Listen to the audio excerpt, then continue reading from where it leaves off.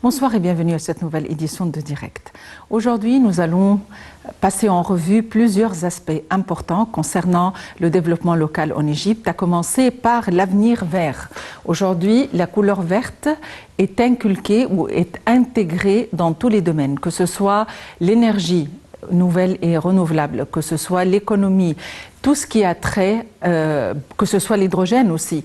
Aujourd'hui, le monde entier parle à partir de ou agit à partir de la perspective écosystème, à partir de la perspective vert, à partir de la perspective sauvegarde de la planète, sauvegarde ou remédier au changement climatique, à partir de la perspective sauvegarde de la biodiversité. Et nous allons commencer tout de suite, puisque nous allons parler du développement local avec tous ces aspects, que ce soit la santé, que ce soit les projets de vie décente. Et puis les projets de vie décente, il ne s'agit pas d'un seul projet, mais il s'agit de multi-projets concernant plusieurs aspects de la vie, des projets qui se développent et qui avancent au jour le jour, raison pour laquelle nous focalisons sur cet aspect ou sur cette campagne. Nous allons commencer par l'avenir en vert. Le président Abdel Fattah el-Sisi a inauguré le 21 mai le projet agricole baptisé Avenir de l'Égypte. Le projet vise à optimiser la production agricole et à fournir des produits de qualité à des prix abordables. Le monde entier subit une crise économique, le monde entier subit une hausse exorbitante de prix. Maintenant, l'idée, c'est de favoriser ce dont les différentes populations ont besoin, mais à des prix abordables. Donc, une initiative lancée par le chef de l'État. Voyons l'avenir en vert.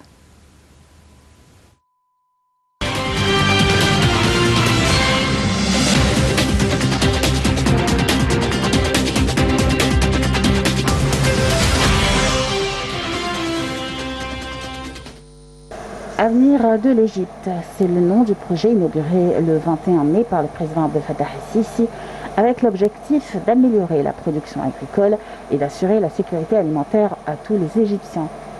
Le projet, situé le long de l'autoroute, le Caire d'Abaa, au nord-ouest de l'Égypte, comprend 4 étapes successives. Il fournira plusieurs denrées agricoles nécessaires, dont le blé, et s'étendra sur 1,05 million de fedans. Sa superficie agricole représente près de 50% d'un projet plus large, celui du nouveau delta, qui réalisera un bond sans précédent, non seulement dans l'agriculture et l'industrie, mais aussi dans plusieurs autres domaines à l'échelle nationale. Le président el-Sisi a souligné l'importance d'achever les étapes de ce projet avant la fin de 2023, soit un an plus tôt que sa date d'achèvement initiale. Il est actuellement possible de fournir plus de 50% de la demande de semences certifiées pour atteindre une productivité élevée selon ce qui est prévu, a déclaré le président el-Sisi. Pour sa part, le ministre de l'Agriculture et de la Bonification des Terres, Saïd El-Qusseir, a dit à ce sujet l'année dernière: nous avons augmenté la productivité des semences et plus de 60% de la demande a été couverte. Et il existe d'autres cultures qui n'utilisent pas de semences. Et pour la culture du maïs, nous couvrons 100% de la demande de semences de maïs en coopération avec les entreprises que nous supervisons.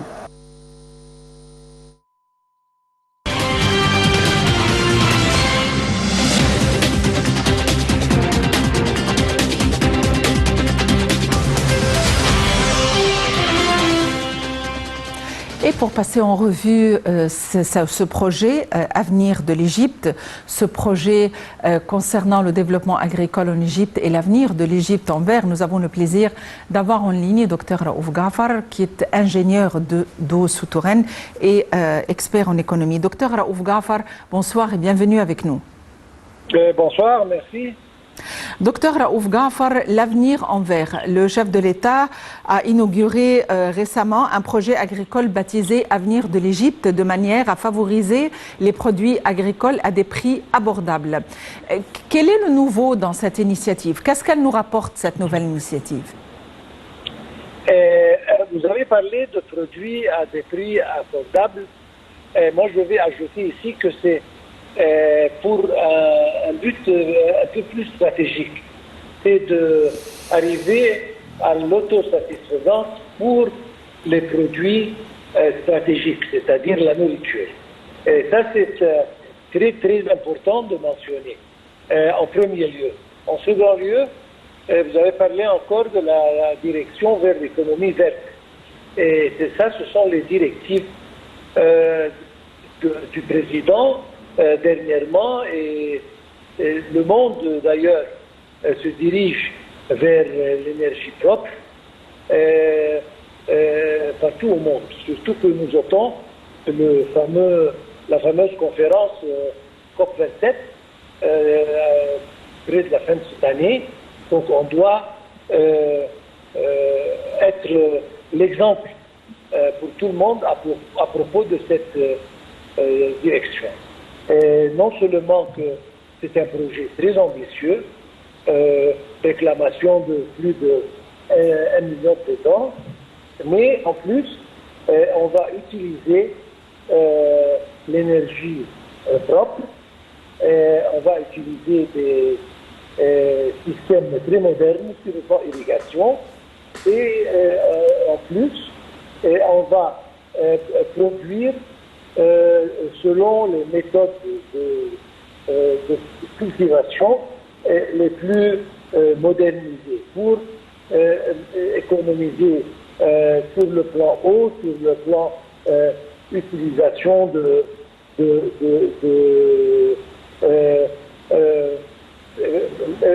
comment dire, des engrais, etc., etc. Donc c'est un projet très ambitieux.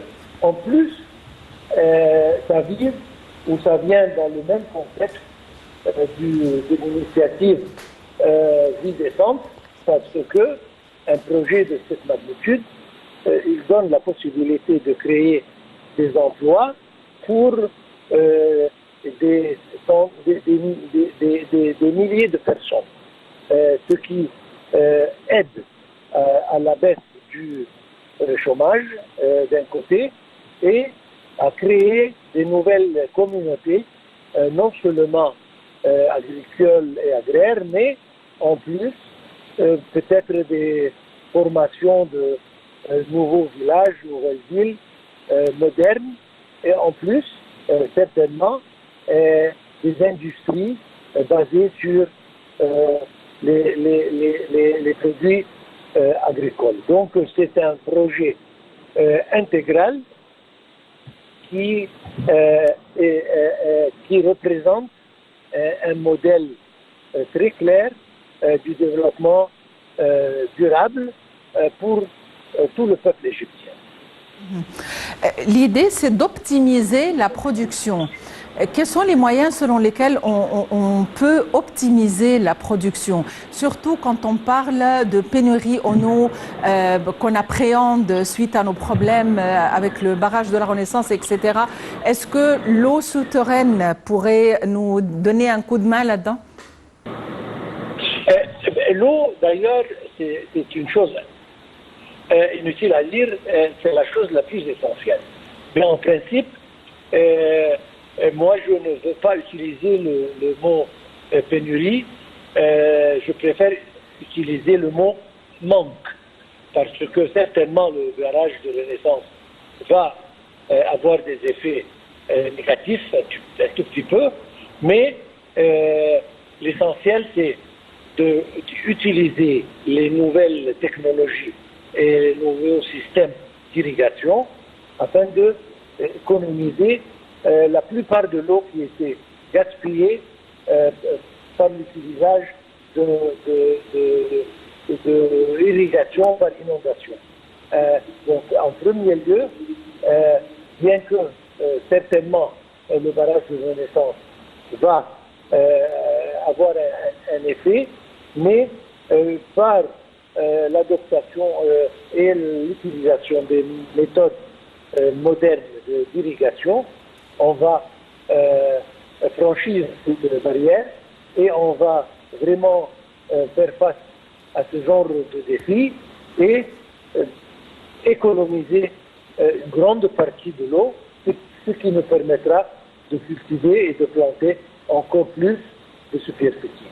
Donc ça, c'est une chose très importante et je pense que c'est le seul moyen pour confronter le défi du manque d'eau, c'est de rationaliser l'utilisation de l'eau et de le, recyclage de l'eau une fois et deux fois pour qu'on la réutilise de manière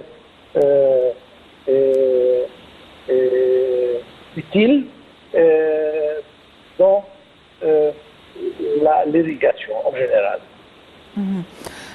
On parle de l'économie verte, on parle de l'hydrogène vert et on parle des moyens de minimiser l'effet de serre.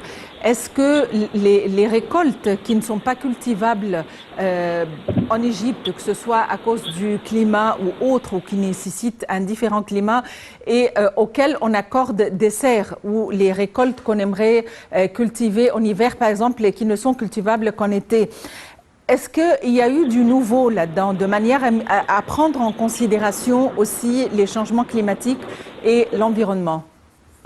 Absolument. Vous avez justement répondu à votre question. C'est que en utilisant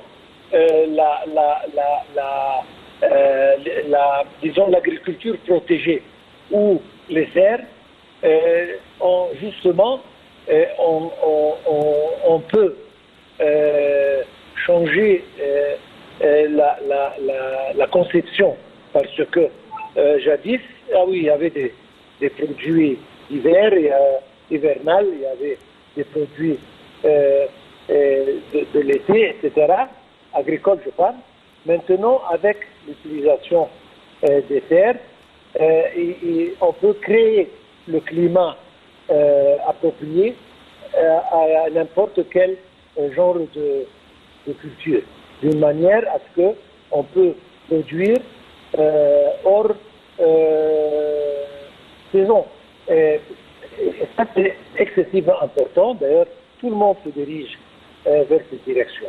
Et d'autre part, ça nous permet d'utiliser les énergies propres en direction d'une économie verte. Tout le monde maintenant est en train de trouver des moyens pour réduire les émissions. Nous avons endommagé notre environnement suffisamment, de manière qu'on doit penser sérieusement comment diminuer ce genre d'émissions et vraiment conserver un environnement sain. Et même les produits qui sont agricoles, etc., qui sont produits en adoptant ces méthodes, sont des produits beaucoup plus sains pour la santé. Et je veux dire que ça, c'est le futur. Et l'Égypte ne manquera jamais à suivre les nouvelles technologies et à faire partie du futur que nous aspirons tous. Docteur Raouf Ghafar, vous êtes ingénieur d'eau souterraine et expert en économie. Merci d'avoir été avec nous aujourd'hui. Eh bien, nous avons encore beaucoup à passer en revue concernant le développement local pour savoir dans quelle mesure les travaux avancent et aussi pour en savoir plus sur d'autres aspects du développement des projets en Égypte et notamment passer en revue l'importance de diversifier les domaines de l'économie locale pour réduire l'impact de ce qu'on appelle des chocs économiques. À tout de suite. الأصل في أي دولة مؤسساتها، دستور، برلمان، مؤسسة رئاسة وحكومة. دي لما تتهز تهز الدولة.